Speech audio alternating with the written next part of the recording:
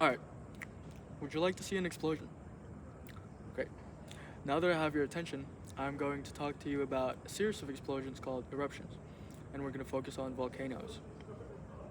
Now, I'm sure we already have a little bit of knowledge about volcanic eruptions being destructive, but what if I told you there's another side to it?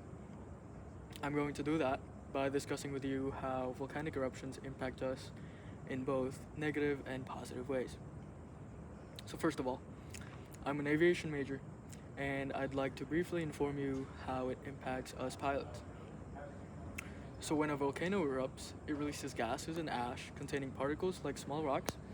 These particles then travel through air in the form of what appears to us as clouds, often accompanied by lightning and thunder. And the US Department of Interior states that these particles have melting temperatures, which can melt inside an airplane's engines, ultimately causing them to degrade performance and potentially lose power. In addition to that, they can also block pilot visibility and could result in the loss of navigational flight systems.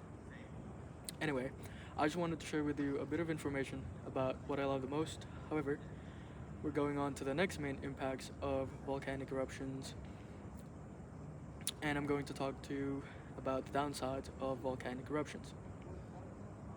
There's four main impacts that I've prepared. They are air contamination, water contamination, soil contamination, and infrastructure damage. According to the article, human and environmental impacts of volcanic ash, the gases released by volcano can be very toxic. Since they're like glass particles, they can scratch the skin surface and eyes. That will definitely result in inflammation and discomfort. They can also be inhaled, which can damage the lungs and could result in suffocation. Water sources, such as lakes, rivers, and streams, may change characteristics like taste, odor, and color.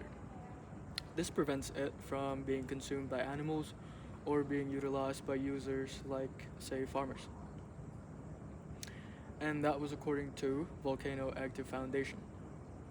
The same source says that ash and acid rain, which result from volcanic eruption, burns plants like vegetation and crops, and the ground itself can also be greatly damaged by lava because of its thick, solidifying mud, which destroys agricultural and potential use. Both of the sources previously mentioned above somewhat agreed upon volcanic eruptions disrupting the function of machinery found in power supply, water supply, sewage treatment, and communication facilities. Heavy ashfall can damage roads and access routes like train tracks, and mixed with rainfall, volcanic ash turns into heavy, cement like sludge that can cause structures and buildings to collapse due to ash accumulation. Now that we've looked at the downside, let's talk about how volcanic eruptions can be beneficial. In his article, Universe Today, Matthew Williams says that eruptions release elements such as water, hydrogen sulfide, and hydrogen chloride, which are soil nutrients, and the bits of rocks mentioned earlier contain and are rich in iron, magnesium, and potassium that make soil fertile. This enriches the soil. Second, land formations. Eruptions also form new islands. Have you been to Hawaii?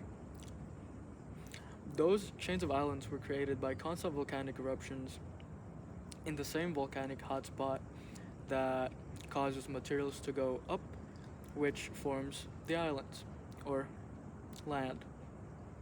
And the last and most surprising to me is global cooling.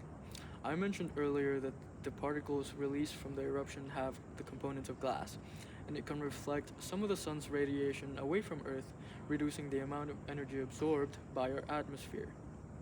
And those are just some of the benefits. Now, I hope you gain some knowledge about another side of volcanic eruptions and not just the bad side to them. Think about how much we can reduce global warming if volcanoes keep erupting. Interesting, right? Finally, I want to ironically end the speech by going back to the very first thing I said. Do you want to see an explosion? Unfortunately, the volcano I had in mind already erupted a week ago, and it's called Canlaon, located in the Philippines. A second eruption happened today, But don't you worry, because there will be a potential eruption this 2026 called the Ixtal Seamount in Oregon, and that can be something interesting to take a look at.